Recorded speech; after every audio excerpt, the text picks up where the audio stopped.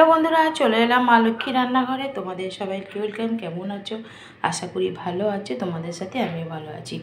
এখানে নিয়েছি দুটো পেঁয়াজ কুচি করে, টমেটো কুচি, শুকনো লঙ্কা, তেজপাতা, গরম মশলা গোটা, আর এই দেখো আমি ডিমগুলো একটু মুখগুলো কেটে নিয়েছি। দেখো কী সুন্দর করে সেদ্ধ ডিম এগুলো।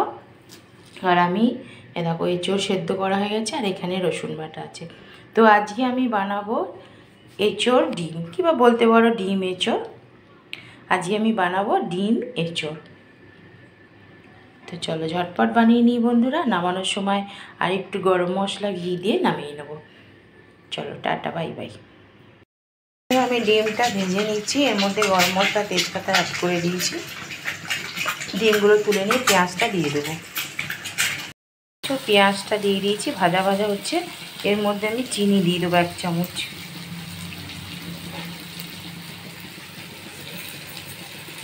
আমি চিনি দিয়ে দিলাম। 2025-এ নতুন আপডেট বন্ধুরা, নতুন রান্না ডিম এঁচোড়। তা আশা করি তোমাদের ভালো লাগবে এই রেসিপিটা। পেঁয়াজগুলো একটু ভাজা ভাজা হোক, দিয়ে মশলাগুলো আমি দিয়ে দেবো এক এক করে। টমেটো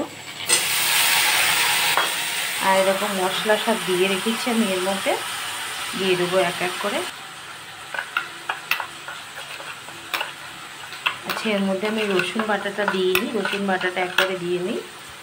তো এরকম রসুন বাটা আমি দিয়ে দিলাম। এবার দিয়ে দেবো মশলাটা। এটা একটু ভাজতে ভাজতে এঁচোড়গুলো দিয়ে দেবো। এরকম কষছি, ডিম ভাজাগুলো উঠিয়ে রেখেছি। একটু জল দেবো, তখন ডিমগুলো আস্তে আস্তে আমি দিয়ে দেবো। তো এবার জল দিয়ে দেবো।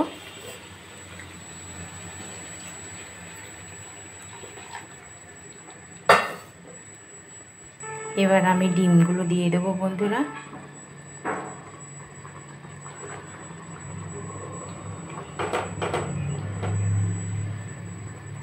এটা একটু ছেড়ে গেছে, তো এটা আমি আস্তে করে দিয়ে দিলাম।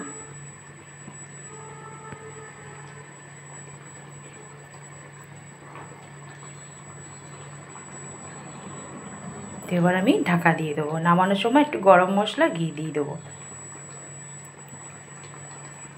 আমার ডিম এঁচোড়টা রেডি, এবার নামিয়ে ফেলি। তো বন্ধুরা, আমার ডিম এঁচোড় রেডি।